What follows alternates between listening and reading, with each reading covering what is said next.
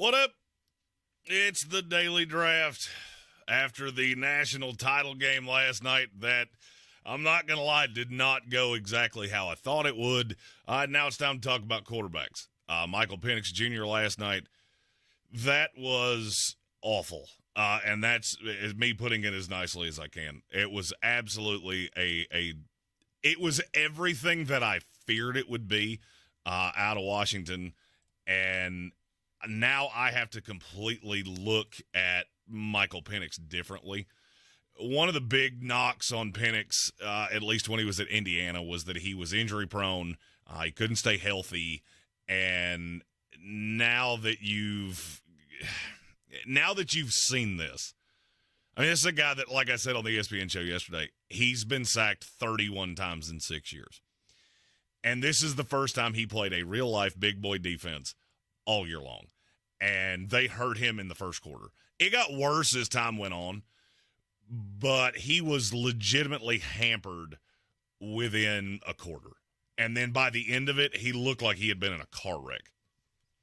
So the evaluator in me looks at that and goes, this is a guy that's got 4 season-ending injuries in his career, and now I see you play one big boy defense and you were hurt instantaneously. And when you mix all those things with the elongated throwing motion, which has been a problem for me the entire time, because he does he reaches back, and the throwing motion is hard to replicate.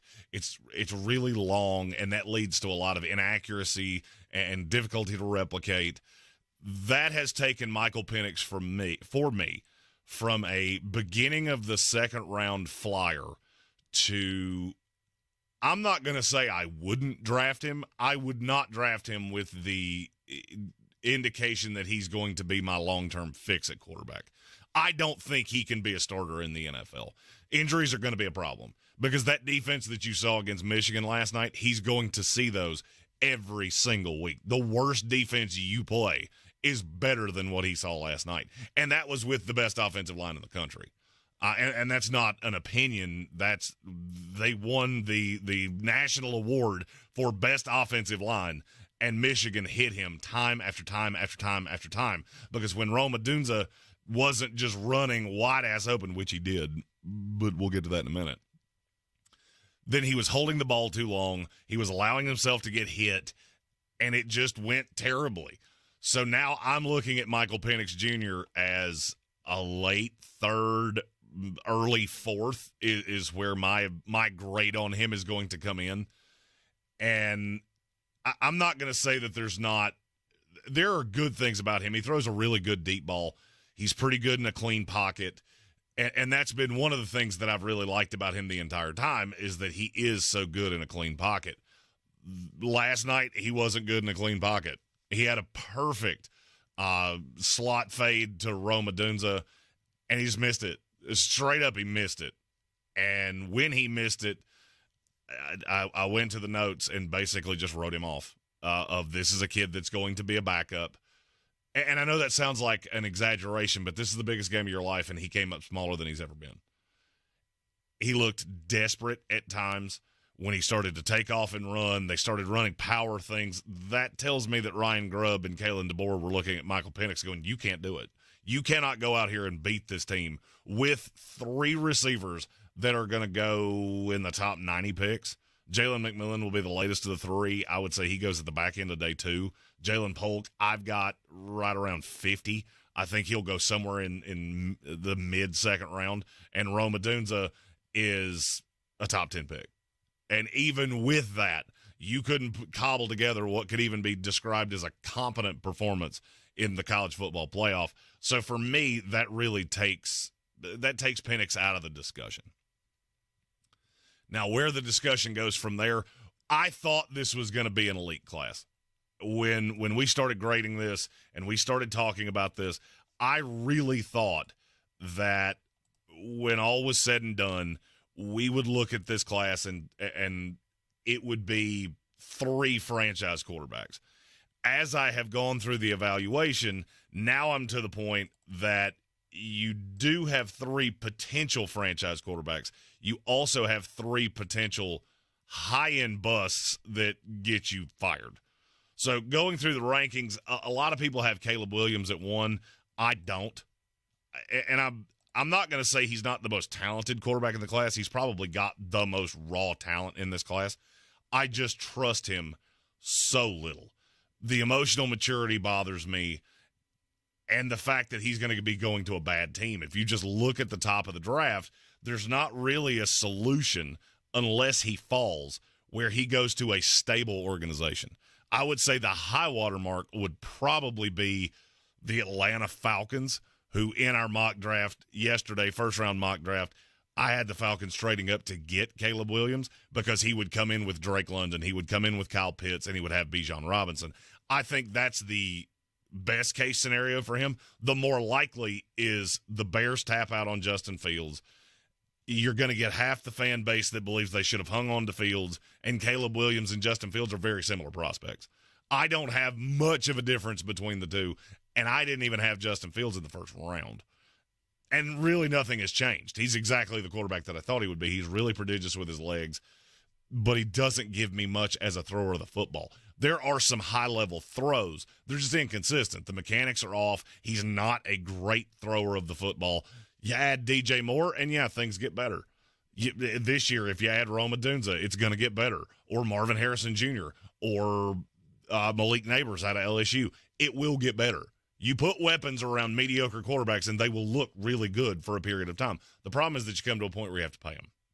So if Chicago decided they wanted to reset the clock on the salary cap solely because you're closer to having to pay Justin Fields, then I get it. You're getting damn near the same quarterback, and you're using the number 1 overall pick to do it. The problem that I have with Caleb Williams is that the hype and the talent do not line up with each other. So the fan base, the casual lay fan of college football, is going to see Caleb Williams go to the Bears and immediately think, oh, we've got a franchise quarterback for the next 10 years. It's just not the case. You have a flawed prospect. Much of his flaw is between the ears. Not so much with just the arm. I don't think the arm or the talent is as good as it has been sold, because he came out at Oklahoma as a freshman, and he was so prodigious, and he did so many things well, and he replaced another highly overrated quarterback who's also in this class that we'll talk about in a little bit, in Spencer Rattler, but then he just never progressed. He won the Heisman last year playing in a Pac-12 where damn near nobody plays defense. The thing that scares me about Caleb Williams, against really bad defenses, he's really good. Against really good defenses, he's really bad. So I have Caleb Williams as my number 3 quarterback in this class. And I know that's going to seem low to some people. I know definitively that Caleb Williams is a guy that will get me fired. There is no chance that I can make this pick and him not be everything he's billed to be and me keep my job. And those scare me. That is the scariest prospect in all of draft lore, which is why I have Caleb Williams at 3. At 2, I am a huge detractor of people that helmet scout, but I can't help it in this case because these two quarterbacks are so similar. You got Washington Commanders quarterback Sam Howell and now Drake Maye, who is my number 2. They both played for Mac Brown. He recruited them both. He coached them both, and it's very obvious because Drake is accurate in the intermediate, in the short term. He throws a nice deep ball. It's just super inconsistent, and these are all things that I say about Sam Howell. He's good with his legs, but I don't know that that's going to sustain you. The difference between Drake and Sam Howell is that Drake's bigger, and he does have a better arm. I just don't know that there's a huge difference. This is not hat on a hat. Sam Howell was my number 1 quarterback in the class 2 years ago. Drake Maye is my 2 here. But I think they're super similar. And if I'm Washington, I cannot personally move off of Sam Howell, who I got at a great value in the 5th round, and I just put nothing around it. You've got no offensive line. You've got 1 receiver in Terry McLaurin. Jahan Dotson was horrible for the vast majority of this year. And Curtis Samuel's just a gimmick slot guy. You had Brian Robinson Jr., who is a talented running back, but he doesn't really offer much as a pass protector. And Antonio Gibson fumbles all the time. So I look at all these pieces around him and go, is Drake Maye going to be any better in Washington than Sam Howell was? Probably not. At least not in the first year. You give it 2 or 3 years, then yeah, his high side is higher. but his floor is exactly the same. Now, you put Drake Maye with New England, which is, I think, his best landing spot. Or Minnesota, who has been really high on him for 2 years. If they made a move to go up there and get him, and you pair him with Justin Jefferson, an offensive line that's not terrible. It's not top 5 in the NFL, but it's not awful. Then all of a sudden, I would say Drake Maye is the most pro-ready quarterback right now. And in a situation like that, I think he could come out and look really good the first 2 years in the league. More likely he ends up in New England or in Washington. I'm not sure that's an immediate success. You're not going to see anything like you saw out of C.J. Stroud. I don't think it would be as bad as Bryce Young, but I don't think any of these teams are as bad as the Carolina Panthers. I'm in like with Drake Maye. I am not in love with him. And that's hard for me to say because we're Carolina affiliates. I see the kid a lot. I've seen damn near every play I think I've seen every snap he's ever taken at Carolina. But the elite only shows up about 20% of the time, and there's a 20% of bad that would absolutely terrify me. And you saw a lot of it against Virginia. You saw it against NC State a couple of times over the last 2 years. And it would not scare me off of him, but it would scare me a lot taking him in the top 3. And that leads me to my number 1 quarterback in the class. The Heisman Trophy winner, it's Jaden Daniels of LSU. A lot of people seem to be down on him, and I'm not quite sure that I can figure out why. Is he a little thin? Yeah, he's a little thin. But he's tall, and he's really fast, and he's got a big arm. And I look at him, yes, he had 2 really good receivers in Malik Neighbors and Brian Thomas Jr. Both guys that I think are going to go in the first round. Neighbors in the top 10, Brian Thomas been the last 10 picks of the first round. Yeah, he had really good receivers. That's not covering up for ills. He was good at Arizona State. He wasn't this good, but no quarterback is. No quarterback would have taken that Herman Edwards Arizona State team and thrown up 4,000-yard seasons and won a Heisman Trophy. They didn't have any talent. Johnny Wilson left that team, went to Florida State, and became a day 2 pick. Would have been a first-round pick if he came out last year because he got better coaching. There was better talent around him. I don't hold that against Jayden Daniels. I look at what he did. I look at what Jaden Daniels did at LSU. And in that 1 year, he was so special that it's enough for me to take the risk. Because the emotional maturity, I have no fear of. The deep ball, I have no fear of. I know this kid can sling it, and he can sling it at a high level. Is it going to require a specific scheme to him? Yes, a lot of quarterbacks at this point require that. It's not just, hey, I've got a quarterback that can sling. I can put him in any offense. No, you got to contour it to it. Is there a place that I like him better? Probably with the New York Giants would be my favorite of all of them because I've seen Brian Daboll use a quarterback that had maybe some mechanical flaws, but had a lot of talent, and he got the best out of it. And that was Josh Allen with the Buffalo Bills. Are they the same quarterback? No, not under any circumstances. Jaden Daniels is much more accurate. He's not as big, and he's not going to be able to use his legs as much in the NFL. Jaden Daniels is built like Lamar Jackson. He's not as fast as Lamar Jackson. He's built that way. And I think he could use some of that in the NFL. It's just going to have to be monitored or you'll get the kid killed. He's listed, I believe, at 215 pounds. He might be the most slender 215-pound quarterback that I've ever seen. But he's bigger than Bryce Young. So it's not the same kind of issue that you had last year with him. And I think Jaden Daniels has a high side that is really intriguing. And I'm to the point of I don't see how he gets out of the top 5.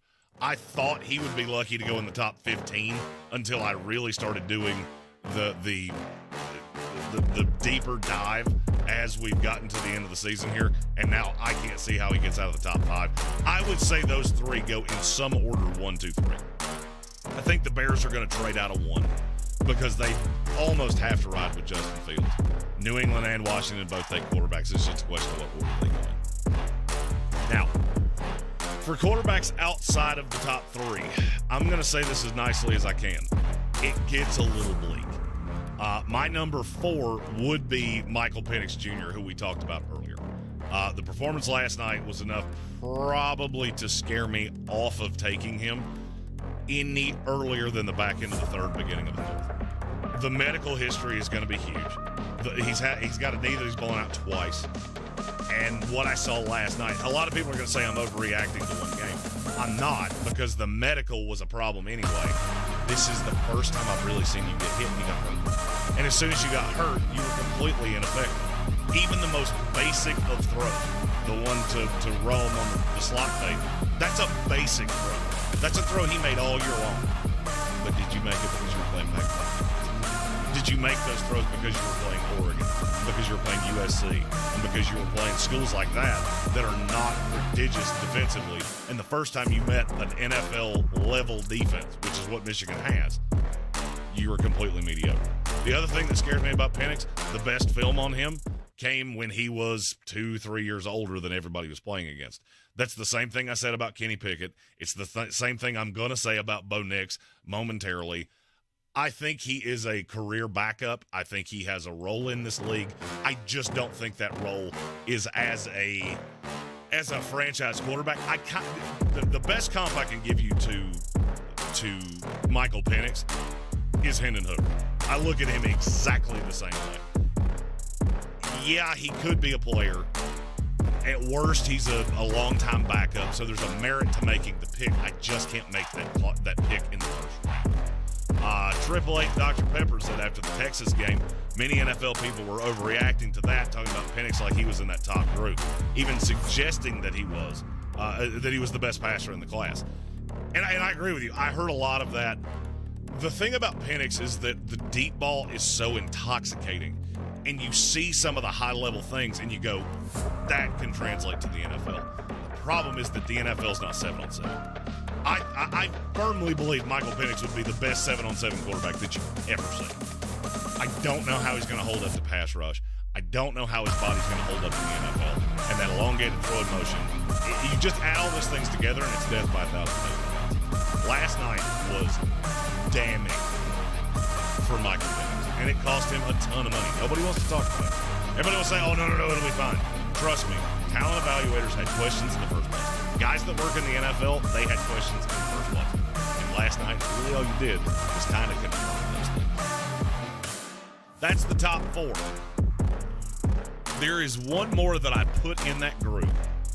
I just don't know 100% what to do with him, and it's Cam Ward out of Washington State. I would say his floor is Bailey Zappi, in that he's going to be able to come in and sling it. He'll be able to distribute the ball, but there's probably going to be a lot of interceptions. And I don't know that he's ever going to, at a high level, pick up the NFL schematic things. And that makes me so nervous with him.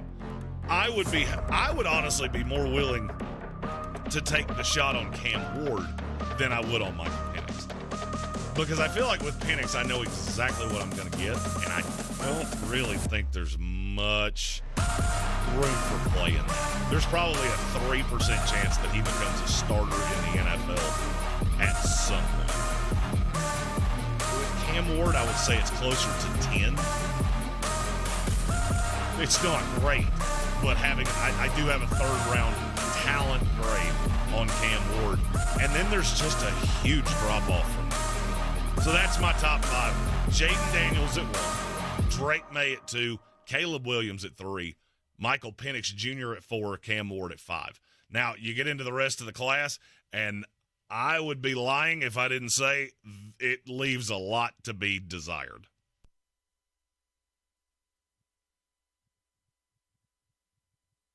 Two most important ones to talk about, Quinn Ewers and J.J. McCarthy, who you also saw last night.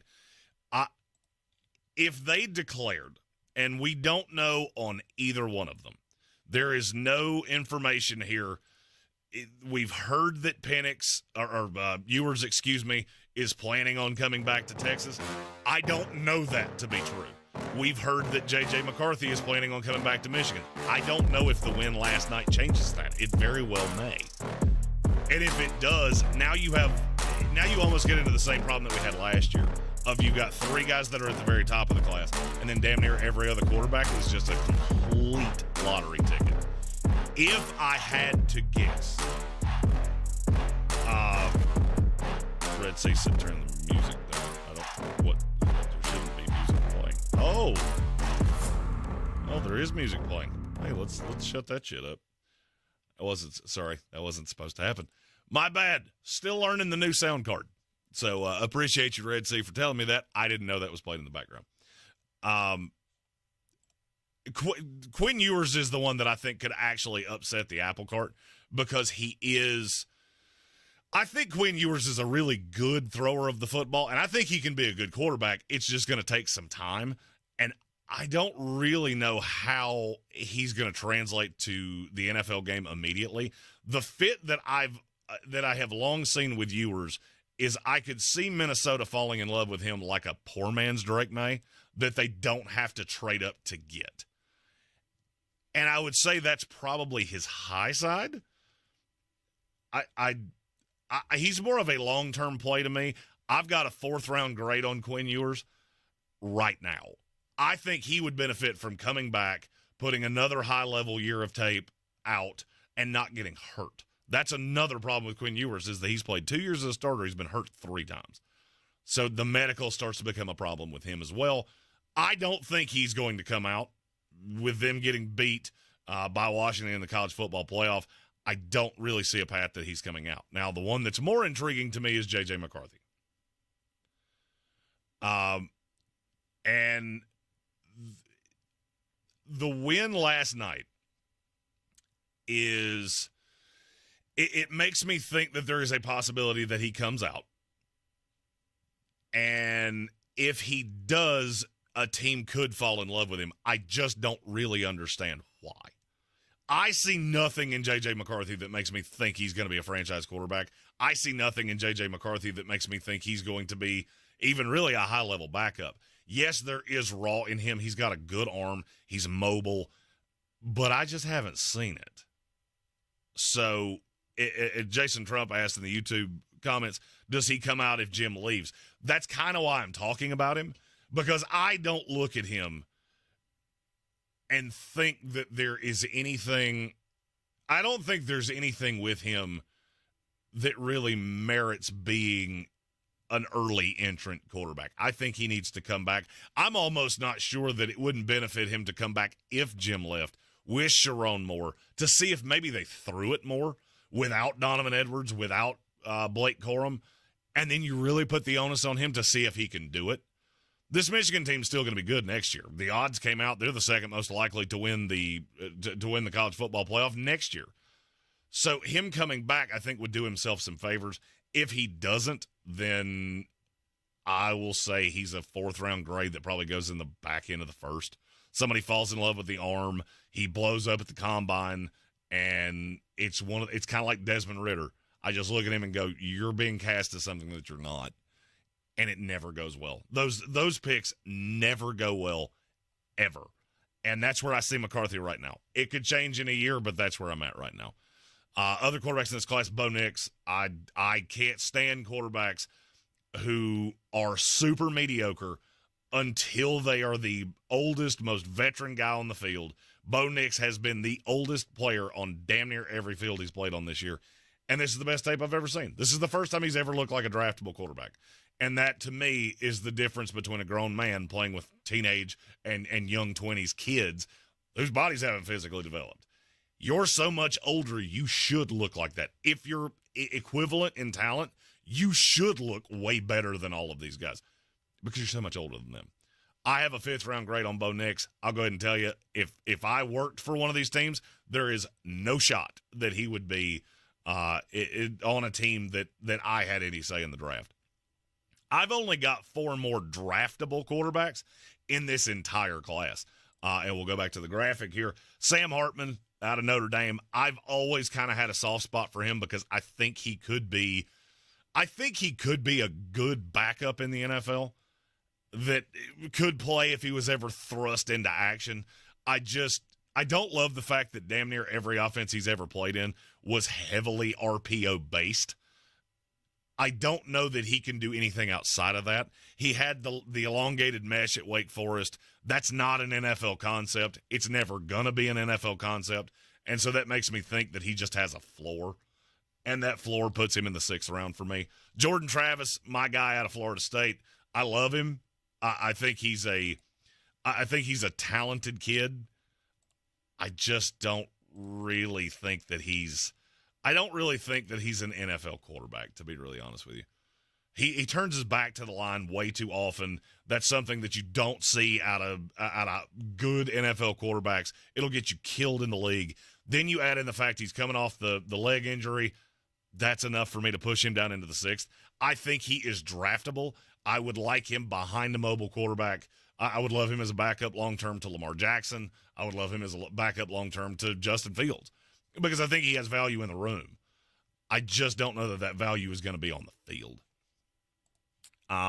Last two, Michael Pratt, senior out of Tulane, really vet guy.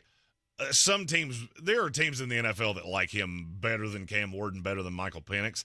I don't really see that because I don't see the raw talent there. I see a really smart quarterback that has done a lot with little and played very poor competition. I'm not jumping up and down about it. I would take a flyer on him in the 7th round just solely because this quarterback class is so damn bad. I only have 12 draftable grades total. And then the final draftable quarterback in this class is Spencer Rattler, the junior out of South Carolina. If you've watched our show for any extended period of time, and he may actually be a senior now that I said that. If you've watched our show for any extended period of time, you know that I'm not high on Spencer Rattler. I don't like Spencer Rattler. I don't think he's an NFL quarterback. I don't think he's nearly as talented as he has been made out to be. He is just a dude. He's got a good arm. He has never been well liked in the room. I know South Carolina made it look on social media like he was the guy that galvanized the locker room. They were still bad. That's still a team that was 5-7 or 6-6. I don't remember exactly where they finished. It's not really a good team, and losing has kind of seemed to follow him wherever he went. I also go back to I've seen this. I've seen the behind the scenes on him, and he's just kind of a jackass. That doesn't really play. Josh Rosen had the same problem, and Josh Rosen was exponentially more talented than Spencer Rattler. I think he's a camp arm. I think he's a long-term play. You draft him maybe as your 3 going into next year with the intention of holding him on the practice squad, holding him as your emergency 3, and hope maybe 3 or 4 years down the line you actually have something. I just don't think there's much there. Oh, let's see. Jason Trump said Bo Nix equals Kenny Smallhands. I don't disagree with you. I think there's some similarities there. Richard Hoffman asked, which current quarterback, starting or not, do you see as part of a first-round trade? A first-round trade? I would say probably none of them. Justin Fields would not get a first-round pick. Let's say Chicago moved off of him. I think it would be an escalator pick scenario where a team was willing to guarantee 2 threes, but if he hit certain incentives and certain escalators, then one could rise to a 2 or one could rise to a 1. I don't see Chicago getting any more than that, and that would have to be with a team that thought he was a perfect scheme fit. Other than that, I don't really see a quarterback being traded. And I will take a precursory look just to see if I'm forgetting anybody, and then I will try to shoehorn one into it. I really don't see one. The name that's the most interesting to me, and he would not fetch a 1, but it is at least worth talking about, is Sam Howell. If I was a team that picked outside of the top 10 that needed a quarterback, I'm looking at Minnesota, I'm looking at Denver, Las Vegas to a point. I just think they're pot committed with AOC and Jimmy Garoppolo.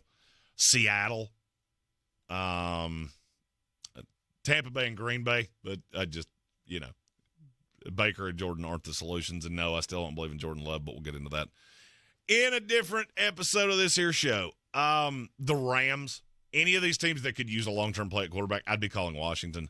The minute they selected a quarterback, I'd be calling on Sam Howell saying, what does it take for me to get him in my room? Because I look at Jacoby Brissett, if you're going to bring in a rookie, Jacoby Brissett would be a better backup to any of the rookies than Sam Howell would be. Sam Howell wants to start, and Sam Howell should want to start. That would be where I was going. Other quarterbacks that could be moved, I mean, I look at Jake Browning from Cincinnati, and I'll just go ahead and tell you, I don't know any of these guys' free agent status. They could be free agents. I don't know. I know Sam Howell is not. Jake Browning, he was good enough that I could see a team giving him a shot with, and I could see the Rams giving him making a move on him to put him behind Stafford to ultimately take over for him in a year. Other than that, I kind of struggle to see Gardner Minshew. Gardner Minshew has been really good this year. I'm not sure that Indianapolis would. I'm not sure that they would tap out on him, just because you do have a quarterback in Anthony Richardson that does run a lot and could have injury issues. So that could be a problem. But that's another name that I would look at. Other than that, it gets kind of lean. You always know that the Jameis Winston thing is a possibility, but the NFL has basically said they have no interest in him outside of the New Orleans Saints. Any questions you have on NFL draft quarterbacks, feel free to throw them in the chat. I will answer those. All of the Cardinal fans seem to really not like the fact that I said Josh Rosen's name out loud. I'm sorry. As a Jet fan, I will say Christian Hackenberg, Geno Smith, Mark Sanchez, Browning Nagel, Glenn Foley, Neil O'Donnell, Jeff Blake, Brett Favre. Does that make you feel better? I got a bunch, like a whole bunch. Red Seat, does Russ get traded again, or is the cap number way too high? The cap number's way too high. I'll be honest with you. I'll go a step further. I don't know that Russell Wilson hasn't played his last down in the NFL. I can't figure out what team would look at him, even on a flyer, and say, yes, I want to do that. He was a headache with Nathaniel Hackett. I know that definitively. I've heard he's been a headache with Sean Payton. I've seen dust-ups on the sideline that make me think that that's the case.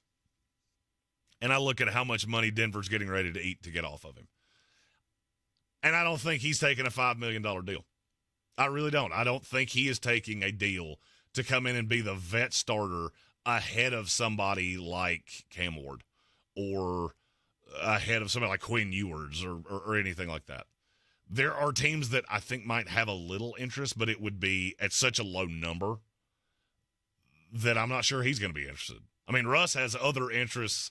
His wife is incredibly wealthy. He's incredibly wealthy, and he's got mogul things that he's planning outside of football.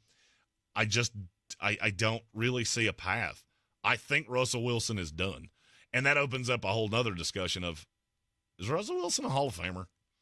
Because he feels like one, but I'm not so sure that he is. And getting to 2 Super Bowls, yeah, I agree. And he won one. But I still look at him and go, I think more of that defense, and I think more of Marshawn Lynch than I ever thought of him. And these years in Denver have not done much to help him. Love of the game things happening with Russell Wilson in the chat. But to be really honest with you, that's it for quarterbacks in this class.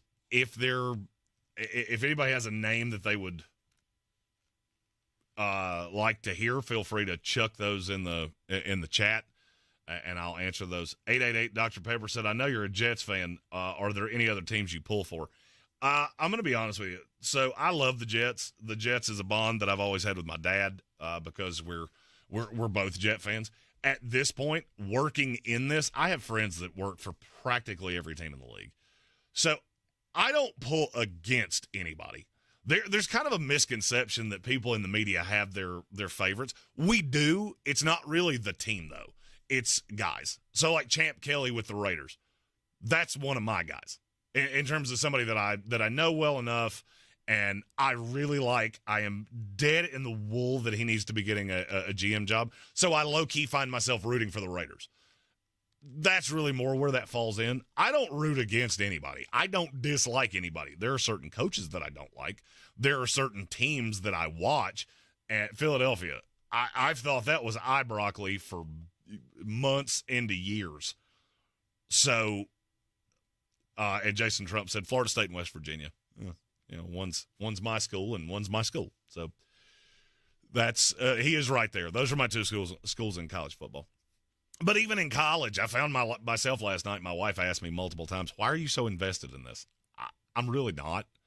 I love football. This has always been, I'm kind of a weird dude in that I didn't have a lot. I've never had a lot of hobbies. I worked my ass off. Football was always the thing that made sense to me. And it kind of makes me feel like Sheldon Cooper, honestly.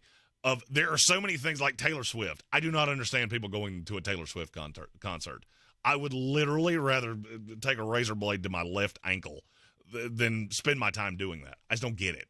So football's the thing that's always made sense to me. I love watching football, whether I have an emotional vested interest in it or not. I just like watching the talent and the scheme and all of those things. And the further down the rabbit hole I've gotten, I don't suck at this. Even people that hate me will tell you I don't suck at this. They may not think I'm as good as I think I am, but I don't. They will tell you I don't suck at this. Red C said, "You raise us those quarterbacks, we raise you." John Skelton, the pride of Fordham University. Josh Rosen, Derek Anderson, Kevin Cobb, Matt Leinart, and Sam Bradford. You got a point there. Zach Wilson, I forgot that one too. You may have a point with me there. Here's the thing. I want to start a club. And I don't know quite what to call it yet, but basically it would be the My Team Blows Dead Bears Club, where, we have shirts and it's just little elements of all of our logos, and we can be friends together. That's why low-key I'm rooting for a Browns-Lions Super Bowl, because those two fan bases, you deserve something to be a fan of. Plus, Ben Johnson grew up like 4 minutes from where I'm sitting right now. So I do find myself rooting for that feller as well.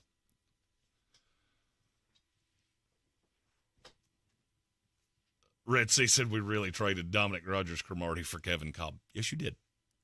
Kevin Cobb's another one of those quarterbacks that I look back on and go, what the hell did you see there? I don't get it. No, and I'm not talking about Arizona. I'm talking about Philadelphia. When you actually drafted the guy, what the hell did you see there? Because there's really not much to like when you looked at the tape. And that's, and I'll say this in closing.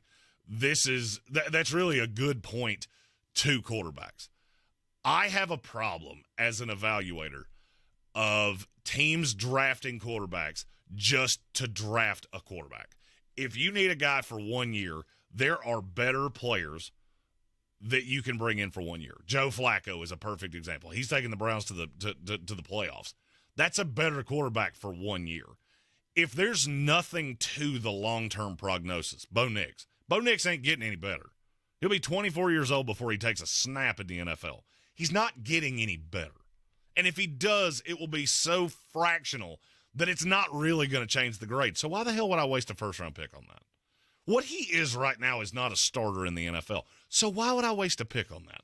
Damn near every time I see a team use a pick in the second or third round on a quarterback, the only thing I can think is, was there not somebody better that you could have taken right there that would actually help your team? And just to kind of prove that point, let me discuss a few of the second-round quarterbacks. And I don't evaluate any quarterback outside of 3 years. So the first one that I would be willing to talk about would be Kyle Trask. Yeah, how'd that work out? Guy falls to the second round, there's probably a reason. Jalen Hurts, they built a system around him with elite talent, and when he was paid very little, it worked very well. Now that he's not, it's going to regress every single year because you have a moron of a coach in Nick Sirianni that basically his high watermark was that he knew how to use Jalen. The problem is that everything is atrophied around him. And you look at that Eagle team now, can Jalen lead it to the promised land? I don't so much think so. Drew Lock, not good at the footballs. Deshaun Kaiser, not good at the footballs. Christian Hackenberg, moving on. Then you get into all the way back to 2014, which is damn near 10 years ago. This draft, that will have been 10 years ago, and you came away with Derek Carr and Jimmy Garoppolo. And what people forget is that there were 3 quarterbacks in that class that nobody was in love with. They were all in like with, which was Bortles, Manziel, and Bridgewater. It pushed Derek Carr and Garoppolo down because they played at smaller schools. People didn't know exactly what to do with them. There were some teams that thought they should go in the first round, and they didn't. And then they, at the top of the second round, a good team and a less than good team fell in love with quarterbacks and went, that could be our guy. Outside of that, there's not a great depth of second-round guys. There's way more Brock Osweilers than there is even Geno Smiths, who had a second run as an actual starter. If you're not willing to take a quarterback in the first round, it probably means that's not your guy. You got to have guys on the roster, but I can take those late, and you never know. Maybe I hit on a Brock Purdy that can be a legit player. Ron Wolf had a theory that he took a quarterback every single year, solely because if I hit on one of the 10, that one makes up for all the draft capital that I used on the other 10. And it worked. He hit Matt Hasselbeck. He hit Matt Flynn. Those all worked. There were a whole lot of guys that didn't. So I am in almost without exception, I'm out on second, third, fourth round graded quarterbacks. Red Sea, last comment of the day. Any Gator fan could have told you that Trask was terrible. I'm a Florida State fan, and I could have told you the same thing. I had no fear playing him, and we weren't great at the time. So I just – there are so many flaws on a second-round quarterback, but there's still an expectation from the fan base of, oh, God, that's a guy whose jersey I can go get because that might be our starter. Maybe we found lightning in a bottle. And 9 times out of 10, you didn't. All right, this has been the first daily draft. Most of these will be recorded. The reason this one wasn't is the same reason that we had sound issues earlier. We got a sound card here that I don't know what the fuck I'm doing. So that's why music was playing. I apologize for that. I hope it wasn't over too much of what I said. But it's work in progress. We've got a new one to replace the old one, so everything will be back to normal by roughly the end of the week. I can record anything I want to, and I can talk into this mic and you hear me just fine. It's just sound elements are not working. So there's that. We appreciate you checking us out. These will be coming out at 9:30 every weekday. So it might end up being 10.